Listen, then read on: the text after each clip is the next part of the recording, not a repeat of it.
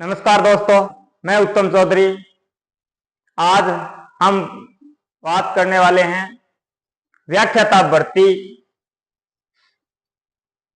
राजनीति विज्ञान सब्जेक्ट में कौन कौन सी बुकें पढ़ें। इसके लिए बार बार कमेंट आ रहे थे कि सर आप सेकंड पेपर के लिए कौन कौन सी किताबें पढ़े और आपने कौन कौन सी बुक पढ़ी। तो आज हम इसके संबंध में बातचीत करेंगे। आज का वीडियो दोस्तों, जो मन से तैयारी करने वाले हैं, जिनको कुछ करके दिखाना है, कुछ अलग हटके करना है, उनके लिए बहुत ही महत्वपूर्ण होने वाला है। इसलिए पूरे वीडियो को लास्ट एंड तक जरूर देखें और अगर आपको लगे कि कुछ आपके लिए इंपॉर्टेंट है इसमें, तो सब्सक्राइब, शेयर और लाइक जरूर करें। चाहे दोस्तों आपने कुछ भी किया हो, चाहे आप कितने ही इंटेलिजेंट हो, चाहे आपने 10वीं में कितने परसेंटेज प्राप्त किए हो, चाहे 12वीं में कितने परसेंटेज प्राप्त किए हो, चाहे आपने बीए या कॉलेज टॉप किया हो, लेकिन जब तक आप कंपटीशन में ये साबित नहीं करके दिखा देते या नौकरी प्राप्त नहीं कर लेते, तब तक आपको लोग मानने वाले नहीं हैं। मेरे बारे में बता देता हूं। जब मैं पुलिस में था तो किसी से पूछ लेते, भाई से पूछ लिया, पिताजी से पूछ लिया, तो कि आगे के लिए तैयारी कर रहा है। तो कुछ लोग गांव के भी कहते थे, कुछ मेरे साथी भी कहते थे, देखा कौन पुलिस वाला मास्टर लगेड़ा। और उनका जवाब मैंने मेहनत करके खामोशी से दिया। मैं आपको बता दूं, मेरी 3rd रैंक थी। मेरा एक दोस्त है 2008 का, राम सिंह शीतल, बीकानेर है, राजस्थान में केवल 6 सीटें थी, वो टॉपर था राजस्थान पुलिस में।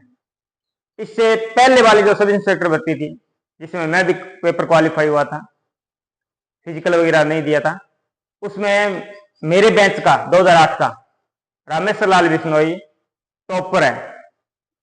और 4थी रैंक है वो मेरा, आरपीएम में हमने ट्रेनिंग की थी, सराज गुज्जर, वो मेरे स्कोट में था। तो दोस्तों मेहनत करके अपन कुछ भी प्राप्त कर सकते हैं। इसके अलावा जो भी आपको जानकारी लेनी है तो मेरे व्हाट्सएप नंबर है, ओनली आपको व्हाट्सएप करना है, कॉल नहीं करनी है। आप नोट कर सकते हो।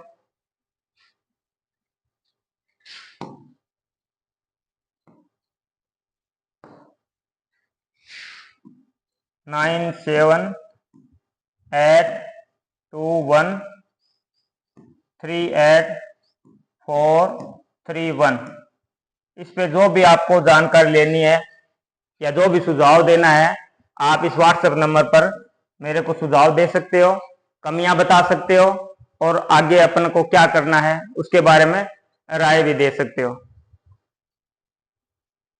कुछ लोगों के कमेंट आ रहे हैं कि सर एनसीईआरटी बुक कराओ या रीट के लिए एनसीईआरटी बुक कराओ। दोस्तों पहले हम एनसीईआरटी की बुक करेंगे कक्षा 11 और 12 की पॉलिटिकल। उसके बाद अपन फर्स्ट पेपर करेंगे फर्स्ट ग्रेड का। उसके बाद अगर अपने पास टाइम बचा, टाइम उपलब्ध हुआ, तो अपन आगे की रणनीति बनाएंगे। क्योंकि अभी सुबह 7:30 स्कूल लगता है, 1 बजे तक स्कूल में बिजी रहते हैं। उसके बाद थोड़ा जाके रेस्ट वगैरह करते हैं। उसके बाद आपके वीडियो के लिए कुछ प्रिपरेशन वगैरह करते हैं और साथ में पीएचडी के लिए कोर्स वर्क वगैरह भी चल रहा है, तो इसलिए थोड़ा अभी व्यस्त है।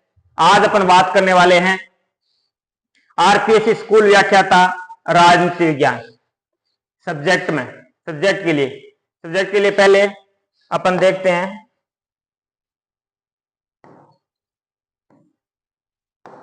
सिलेबस क्या होता है।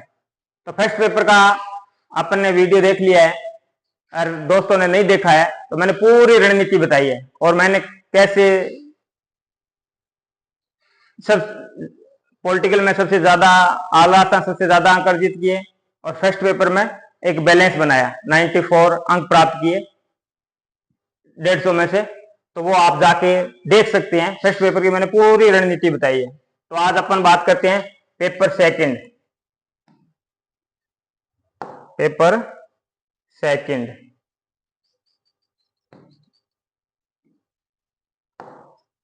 सिलेबस में क्या होता है, 120 क्वेश्चन तो आते हैं पॉलिटिकल साइंस के और 30 क्वेश्चन आते हैं साइकोलॉजी के। टोटल 150 क्वेश्चन आते हैं, 300 के आते हैं, ये सबको पता है।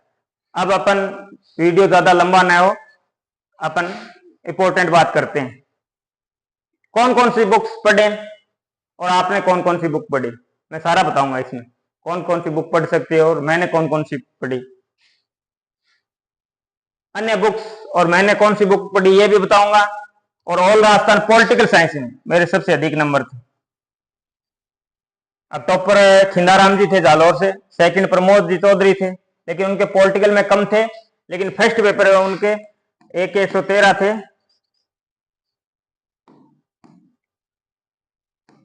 एक 113 थे और एक 111 नंबर थे। मेरे फर्स्ट पेपर में केवल 94 नंबर थे, लेकिन पॉलिटिकल में मेरे 193 नंबर थे।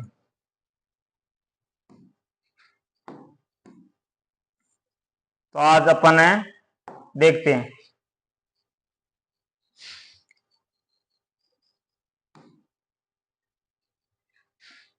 पॉलिटिकल साइंस के मुख्य रूप से अपन 5 भागों में बांटते हैं। अलग अलग सिलेबस में दिया हुआ है, 10th स्तर का, 12th स्तर का, स्नातक स्तर का, स्नातकोत्तर स्तर का, वो आप देख लें। लेकिन अपन 5 भागों में बांटते हैं। पहला है पॉलिटिकल थ्योरी, राजनीति सिद्धांत। पॉलिटिकल थ्योरी में राजनीतिक सिद्धांतों की रूपरेखा, ओपी गाभा। राजनीतिक सिद्धांत एक परिचय, राजीव भार्गव। ये हिंदी में, शुद्ध हिंदी में लिखी हुई बुक है, बहुत अच्छा प्रयास है। अगर जो बिगनर्स है, जो पहली बार शुरुआत कर रहे हैं, वो इस बुक का अध्ययन कर सकते हैं। इसमें स्वतंत्रता समानता अच्छी तरह से दी हुई है, शुद्ध हिंदी में लिखी हुई बुक है। समकालीन राजनीतिक सिद्धांत नरेश दादीच सर की पढ़ सकते हैं। आधुनिक राजनीतिक सिद्धांत एसपी वर्मा। उच्चतर आधुनिक राजनीतिक सिद्धांत एसएल वर्मा। आधुनिक राजनीतिक सिद्धांत एसएल वर्मा।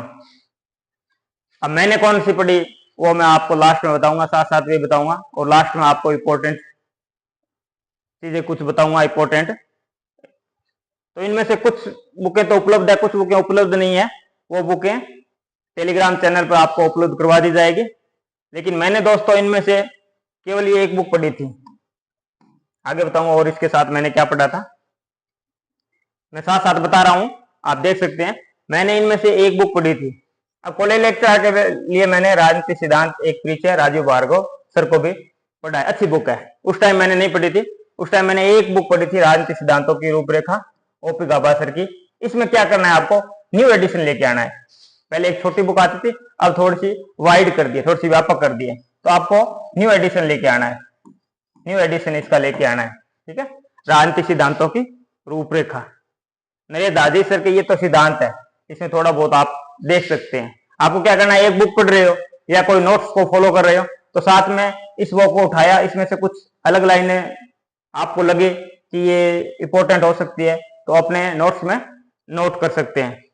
इस तरह से आपकी रणनीति रहेगी। तो सिद्धांतों के लिए ये बुक है आपके सामने, मैंने केवल ये एक बुक पढ़ी थी।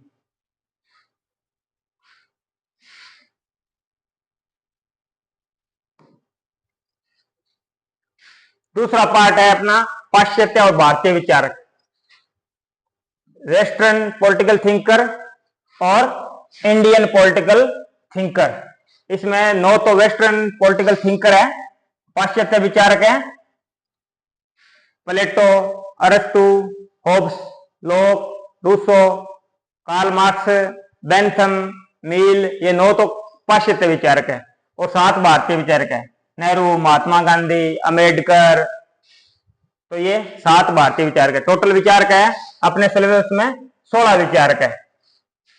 इसके लिए ये आपको सामने दिखाई दे रही है बुक, राजनीतिक चिंतन पाश्चात्य और भारतीय, Laxminarayan sir, doctor Laxminarayan sir, Beniwal sir ने एक बुक निकाल रखी है, उस टाइम नहीं निकाली होती हमारे टाइम में, लेकिन अच्छी बुक है। कॉलेज लेक्चर में मैंने इसका अध्ययन किया है।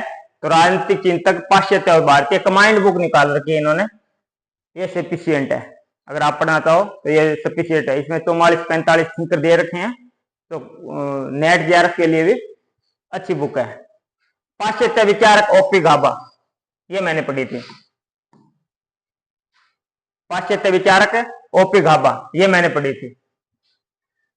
पाश्चात्य राजनीति विचारक सुब्रतो मुखर्जी और सुशीला रामास्वामी, ये बुक अभी मार्केट में उपलब्ध नहीं है, तो आपको टेलीग्राम चैनल पे आपको उपलब्ध करवा जाएगी, टेलीग्राम चैनल पे आपको मिल जाएगी।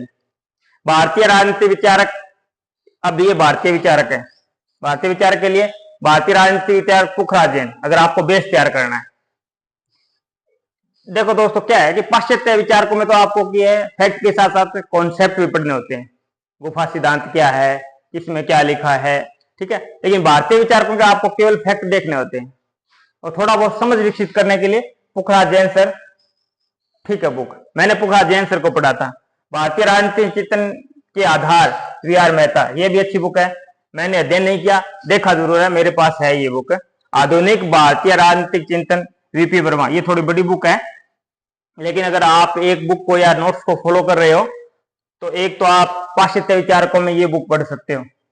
इसमें से जो भी आपको इंपॉर्टेंट लगे वो अपने नोट्स में नोट डाउन कर लें, और इसके अलावा साथ में ये भी देख सकते हो भारतीय विचारकों वाली, और ये भी देख सकते हो, ठीक है ना। अगर फिर भी टाइम बन जाए, आपको लगे पेपर और आगे चला गया, तो फिर इसका भी साथ में अध्ययन कर सकते हो। इसमें से कुछ लाइनें आपको मिलेगी, कुछ फैक्ट ही ढूंढने आपको एक बार समझ विकसित हो गई तो फैक्ट ही है, तो वो आप नोट्स में नोट डाउन कर लें।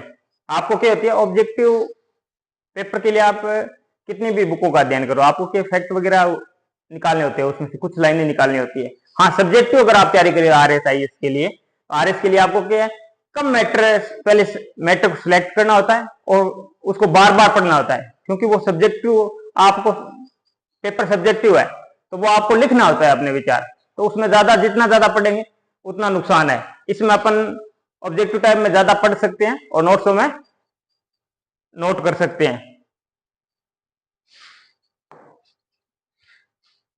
तीसरा पार्ट है तुलनात्मक राजनीति, comparative politics. Comparative politics CB गेना सर की बुक आती है, तुलनात्मक राजनीति और तुलनात्मक संस्थाएं, सीबी गेना सर की अच्छी बुक है, मैंने नहीं पढ़ी है, देखी जरूर है।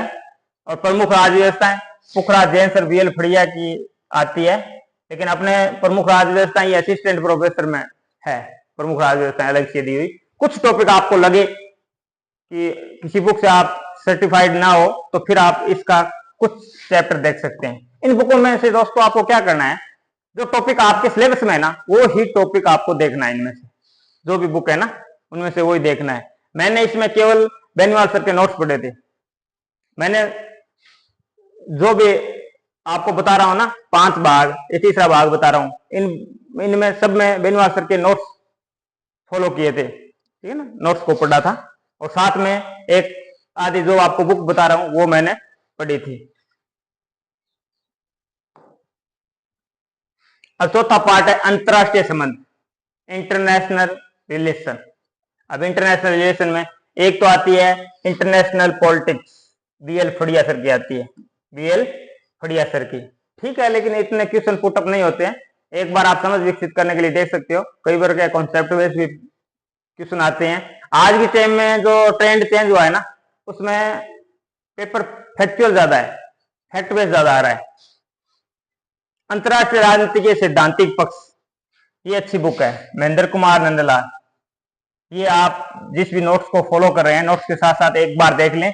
इन किताबों को बार बार नहीं देखना है, एक बुक को एक बार देखना है, और देखते टाइम जो आप नोट्स पढ़ रहे हैं उसको पहले क्या 2 या 3 बार पढ़ लो, फिर साथ में इस बुक को ले लो, जो चैप्टर नोट्स में दे रखा है वो चैप्टर इनमें से देखो, और इनमें से जो आपको अलग से लाइन मिले, कुछ हट गए, इसका आपको कैसे पता होगा कि ये लाइन पेपर में आ सकती है। इसके लिए आपको क्या, ओल्ड पेपरों का ज्यादा से ज्यादा आपको अध्ययन करना पड़ेगा, तब आपको पता ऐसे पता लगने लग जाएगा कि कौन सा क्वेश्चन पुटअप हो सकता है। भारत की विदेश नीति आर.एस. यादव की, ठीक है, मैंने इसमें से ये बीएल फड़िया सर को कुछ पढ़ा था और बेनीवाल सर के नोट्स पढ़े थे। इसमें भी अंतरराष्ट्रीय संबंध इंटरनेशनल रिलेशन में भी बेनीवाल सर के आ गया भारतीय राजनीति इंडिया। इसमें दोस्तों एक तो ये इंपॉर्टेंट है, ये हर हालात में हमको पढ़ना है।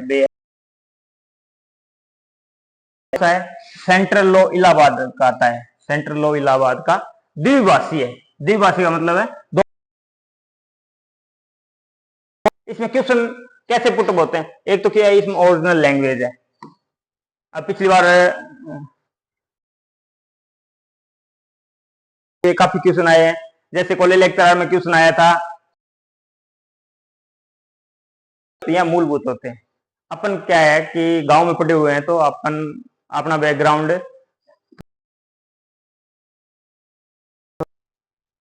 लोकल भाषा को ज्यादा या ये मूलभूत एक जैसे ही शब्द है, लेकिन ये है फंडामेंटल। तब अपन को पता लगता है इंग्लिश वाले शब्द देखने होता है। और एक 15 में क्या है या दूसरे बना के देते, ये भी नहीं पूछते। आजकल ये पूछते हैं कि अनुच्छेद 15 में जैसे लाइन दी हुई है पर भेदभाव नहीं होगा, अब इनमें से क्रम पूछते हैं, ऐसे कौन सा क्रम से पढ़ना पड़ेगा। अपस्थान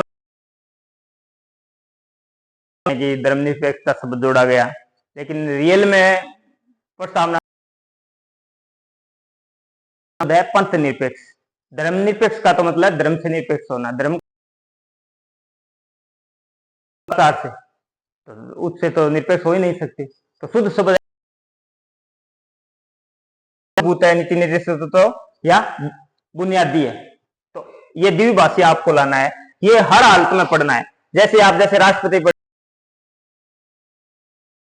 मूल अधिकार पढ़े तो मूल अधिकार अनुच्छेद 12 से 35 साथ में देख लें, और थोड़ा सा बारीकी से एक बार थोड़ा बारीकी से देख 15 में क्या दिया हुआ है, अनुच्छेद 16 में क्या है, 17 में छुआछूत है, तो क्या क्या दे रखा है वो तो अपन को पता ही है। लेकिन अपन को ये जैसे 15 में जन्म स्थान साथ में दे रखा है या नहीं दे रखा है, या इनका क्रम जाति, इस तरह से अपन को ये क्वेश्चन तैयार करने पड़ेंगे। तो बेयर एक्ट हर हालत में पढ़ना है। अलावा भारतीय संविधान एक परिचय ब्रज किशोर शर्मा, ये थोड़ी सरल भाषा में बसु सर की भी बुक आती है, लेकिन भाषा शैली है वो बहुत हार्ड है। जैसे अपना मूल संविधान है ना, तो अपना संविधान लिखा गया है ना, वैसा का वैसे शब्दावली उसमें यूज की हुई है, तो थोड़ी जटिल है। सरल किया है, लक्ष्मीकांत सर है, संविधान की बुक आती है लक्ष्मीकांत सर की, तो उन्होंने थोड़ा सरल किया उनको। लेकिन आजकल के फैक्ट बेस्ड पेपर नहीं है, इसलिए ये इनमें से आपको एक बेयर एक्ट इंपॉर्टेंट है। साथ में बेनीवाल सर के नोट्स पढ़ सकते हो, मैंने बेनीवाल सर के नोट्स पढ़े थे, एक्ट नहीं पढ़ा था, लेकिन आज आपको बेयर एक्ट पढ़ना पड़ेगा। हमारा संविधान सुभाष कश्यप सर को पढ़ सकते, BL फड़िया, ये मैंने पढ़ी थी। किसने महत्वाकांक्षा कहा, किसने नैतिक निर्देश कहा, वो डायरेक्ट वहां से क्वेश्चन। भारतीय शासन और राज व्यवस्था, आप जैसे नोट्स पढ़ो संविधान के, तो एक बार थोड़ा सा पढ़ोगा ना सरल भाषा में, तो कुछ चीज आपको हटके मिले कि किसने ये कहा, तो वो चीज आप नोट डाउन कर लो, इसमें अच्छी दी हुई है। भारत में राजनीतिक प्रक्रिया, अभय प्रसाद सिंह, कृष्ण मुरारी, ये पढ़ सकते हो, मेरे से नहीं पढ़ा है। तो कंपटीशन की दृष्टि से आपके एक तो आप बेनीवाल सर के नोट्स को फॉलो कर सकते हैं, दूसरा चल जाएगा। साथ में ये BL फड़िया पढ़ लेना।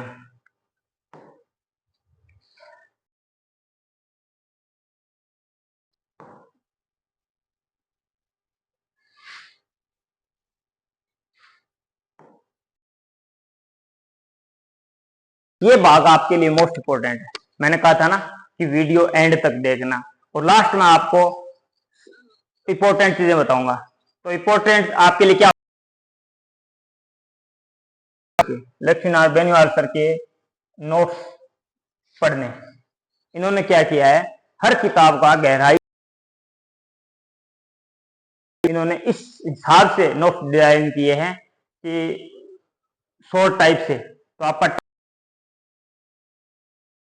नोट्स बनाने के लिए अब आपको क्या है कि 2 या 3 बार इन नोट्सों को पढ़ना है। 2 या 3 बार इन नोट्सों को पढ़ने के बाद जब फिर नोट्स पढ़ लो, जैसे संविधान से संबंधित पढ़ रहे हो तो बेयर एक्ट को पढ़ रहे हो, तो पाश्चात्य थिंकर से संबंधित, वेस्टर्न थिंकर से संबंधित पढ़ रहे हो, या इंडियन थिंकर से संबंधित, पाश्चात्य से संबंधित पढ़ रहे हो तो ओपी गाभा सर को ले लो। तो थोड़ी क्या नोट्स में क्या थोड़ा सा शॉर्ट होता है, तो अपनी क्या समझ विकसित नहीं होती। तो समझ विकसित करने के लिए, और तो इसमें दिया हुआ है सब, लेकिन साथ आपको क्या करना है, एक बार बुक का अध्ययन जरूर करना है। ये याद रखना है, एक बार बुक का अध्ययन जरूर करना है। आपकी सीपी एक गाइड भी आ रही है राम सिंह आडा, ये भी साथ में लेकर चल सकते हो। लेकिन क्योंकि सर ने पहले नोट्स तैयार किए थे उसमें, तो अब सर ने दूसरी किताबों का अध्ययन किया था, वो चीजें इन नोट्सों में उन्होंने उपलब्ध करवा दी है। तो आप बेनीवाल सर के पांच भाग बताए ना, 500 भाग के नोट्स पढ़ने, पाश्चात्य और भारतीय थिंकर, इसके लिए तो अलग से उनकी बुक आती है, वो पढ़। नोट्स फॉलो कर रहे हो तो वो पाश्चात्य और भारतीय थिंकर वाली बुक लाने की जरूरत नहीं है। और 12 की एनसीईआरटी बुक ये जरूर पढ़नी है दोस्तों। इसमें से कुछ क्वेश्चन डिट्टो कॉपी की गई है। पहले पार्ट से पिछली फर्स्ट ग्रेड में क्वेश्चन उठाया गया था कि भारत का वह कौन सा भाग है अधिकार के आधार पर मतदान हुआ या चुनाव हुए, तो वो था कुछ, जैसे अपन अध्ययन करें नहीं कक्षा 11 और 12 की बुक का, अब अपन कक्षा 12 की बुक शुरू करने वाले हैं, तो 12 में जो बच्चे पढ़ने वाले हैं उनके हिसाब से बुक पढ़ाऊंगा। लेकिन साथ में जो कंपटीशन में आए हुए पर्सन है उस कंपटीशन में आए हुए हैं, इसलिए जब भी आप वीडियो देखें तो साथ में आप कॉपी और पेन साथ लेकर बैठे, जिससे क्या जो मैं उनको मैं अलग से मैंने नोट किए हैं कि फर्स्ट पार्ट में से कौन कौन से क्वेश्चन में पुटअप हुए हैं और कौन कौन से पुटअप हुए हैं, तो मैं साथ साथ आपको अध्ययन के साथ साथ ये चीजें नोट करवाऊंगा करने वाले हैं। ये चीज मोस्ट इंपॉर्टेंट चीज ये है सर दोस्तों साथियों, ओल्ड पेपर नागरिक शास्त्र नाम से, अरिहंत का आता है पर्सन बैंक नाम से। इसमें क्या पीसीएस के चेंज हो गया तो इसमें से कम क्वेश्चन पुटअप होते हैं, लेकिन फिर भी कोई दोस्त साथ में देखना चाहे तो कुछ क्वेश्चन पुटअप हो जाते हैं, लेकिन ये अपने नोट्स में से कवर हो जाएंगे, तो इसको आप इग्नोर कर सकते हो। लेकिन इसको इग्नोर मत करना।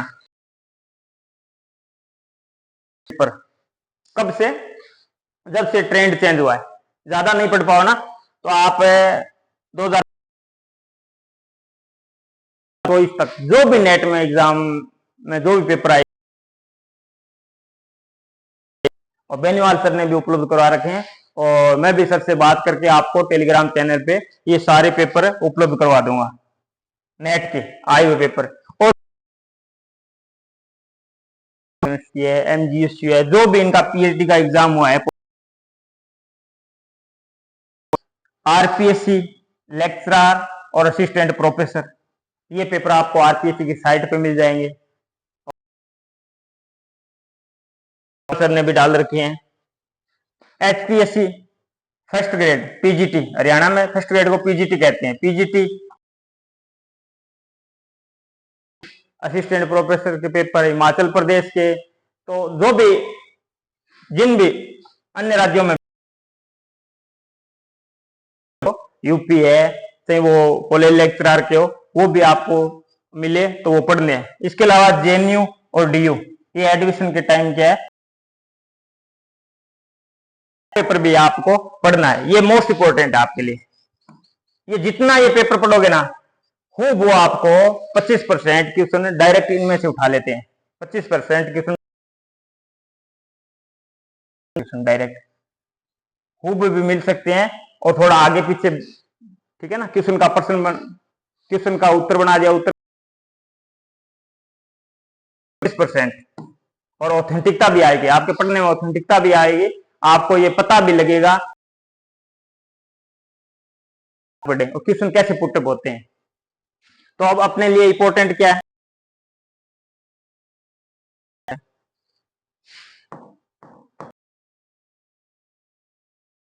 एक तो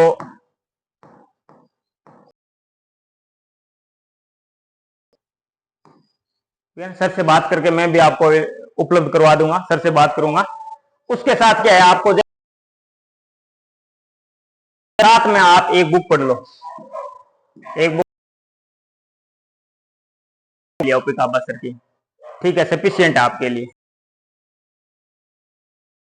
ये 2 बुक आप एक साथ पढ़ सकते हो, लेकिन इसमें ज्यादा आपको आपकी समझ विकसित करने के लिए ठीक है। स्वतंत्रता, समानता, अधिकार, इसके लिए आपके लिए ठीक है। पार्ट 2 में बेनीवाल सर की बुक आती है, दोनों थिंकरों की कोर्स है। उसके साथ आप पाश्चात्य के लिए एक ओपी गाबा सर को पढ़ लो, और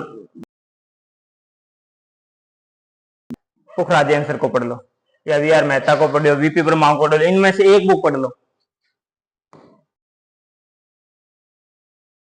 पढ़ना है और ज्यादा नंबर अर्जित करने हैं। कंपैरेटिव में आप नोट्स के साथ साथ एक सीपी गेना को पढ़ सकते हो, ठीक है ना, क्योंकि उनमें 5 राज्यव्यवस्थाएं दी हुई है, ब्रिटेन, अमेरिका। अंतरराष्ट्रीय राजनीति के लिए आप महेंद्र कुमार नंदलाल वाले, ठीक है, नोट्स हो गया, और एक ये बुक हो गई।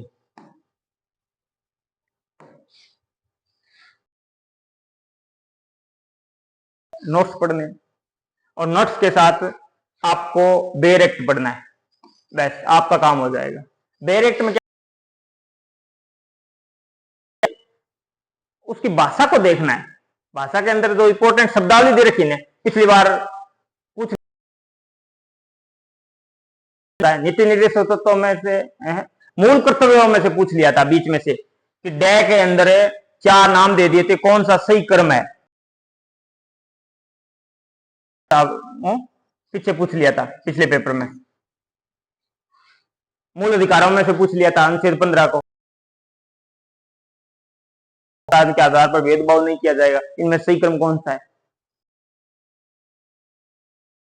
ये पूछ लिया था कि आपके जो राज्यसभा में 12 सदस्य राष्ट्रपति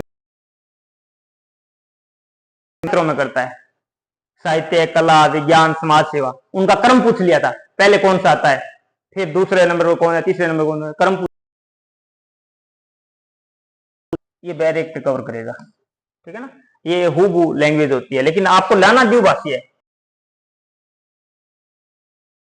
कुछ शब्द इंग्लिश में देखने पड़ेंगे आपको। अन्य में आपको बता दिया, नोट्स बता दिए। अब शुरू करने वाले हैं, 1-2 दिन में शुरू कर देंगे, और ये जरूर पढ़ना है। ये आप देखो तो देख सकते हो, किसी को तो जब आप सारी चीजें पढ़ लो, बोर हो रहे हो, तब यूथ के नागरिक शास्त्र नाम से आता है, कुछ क्वेश्चन पुटअप हो सकते हैं, आप पढ़ सकते हो, कुछ ही क्वेश्चन अलग से उतार सकते हो, लेकिन ये जरूर पढ़ने हैं। ये पेपर ज्यादा से ज्यादा पढ़ने हैं, और एक एक बुक जो मैंने बताई। अब 30 क्वेश्चन मोस्ट इंपोर्टेंट भाग है अपने लिए, अपना ज्यादा फोकस आज की टाइम में जिस उसमें आपकी से पीसी में है कि आप एक तो फर्स्ट पेपर कर लो। फर्स्ट पेपर में आप करोगे, पूरा फोकस करोगे तो 50 क्वेश्चन हल कर सकते हो, 50 नहीं तो 45 जरूर कर सकते हो। क्वेश्चन ये हल कर सकते हो, 75 क्वेश्चन हो गए आपके। प्लस लगभग मेरिट रहती है, आपको बताऊं हमारी टाइम रही थी 220।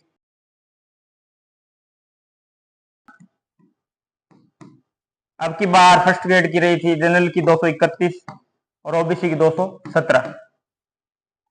अब इसमें बता अभी 70 नंबर पीछे बनते अपने 120, 240 नंबर में से पॉलिटिकल में आपका सिलेक्शन हो रहा है। बस ये इस फॉर्मूले पर दोस्तों काम करना, फर्स्ट पेपर को इग्नोर मत करना दोस्तों, फर्स्ट पेपर पे सबसे ज्यादा फोकस करना। जिस इसमें मैं लगभग 30 में से 29 क्वेश्चन सही किए थे 2015 वाली भर्ती में, सही थे। थोड़ा सा ट्रेंड चेंज हुआ था साइकोलॉजी का भी, तो 20-22 क्वेश्चन सही थे। तो आप इसमें 25 को क्या करना है,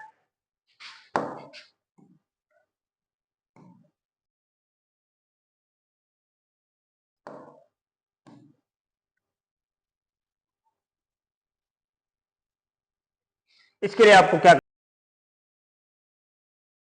थी, मैंने वंदना दानोन की बुक पढ़ी थी प्रभात, ठीक है, मैंने अभी तक नहीं पढ़ी, ठीक है ना। अब आपको लगता है कि अवनी पढ़नी है तो आप डी सिंह दाबाई की आती है, या फिर एक पोथी नाम से और आती है, अपनी पोथी है, इस तरह से नाम है, अपनी पोथी है। इनमें से एक बुक डिसाइड कर लें आपको कौन सी पढ़नी है। दूसरी अगर नोट डाउन कर लें, नहीं तो ज्यादा इसमें पढ़ने की जरूरत नहीं है। आपको एक बुक गहराई से समझनी है, उसके साथ जो मोस्ट फर्स्ट रैंक की, या अब कोई और बुक आती है, आए हुए फर्स्ट ग्रेड के सारे साइकोलॉजी से ज्यादा हल करना है आपको। इन्हीं में से सारे क्वेश्चन पुटअप हो जाएंगे, लगभग 20 क्वेश्चन आपको पुटअप हो जाएंगे। किसी का प्रश्न का उत्तर बना दिया, उत्तर का प्रश्न बना दिया, 10-12 ज्यादा मैटर नहीं है, लेकिन उसका समझना जरूरी है। लेकिन दोस्तों एक चीज ध्यान में रखनी है साइकोलॉजी में, मैंने जो चीज ध्यान में रखी साइकोलॉजी में, क्या आपको इंग्लिश में शब्दावली देखनी है। जैसे राज्य की 4 अवस्थाएं, आप इसको हिंदी में नहीं देख सकते। कई बार क्या है पेपर,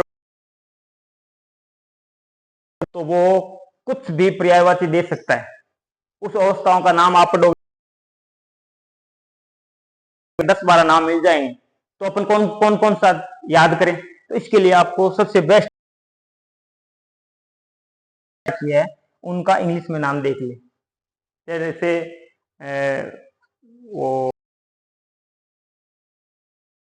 3 उसने बताई है अवस्था, ठीक है ना, तो वो 3 अवस्था अगर इंग्लिश में देख ली तो याद हो जाएगी, हिंदी में याद नहीं होगी। तो इंग्लिश में देखना है आपको साइकोलॉजी को, कम टाइम में साइकोलॉजी में आपको इंग्लिश जरूर देखनी है, नहीं तो हिंदी का अगर पर्यायवाची आ गया ना तो आप साइकोलॉजी हल नहीं कर पाओगे। तो अगर आपको कुछ लगे कि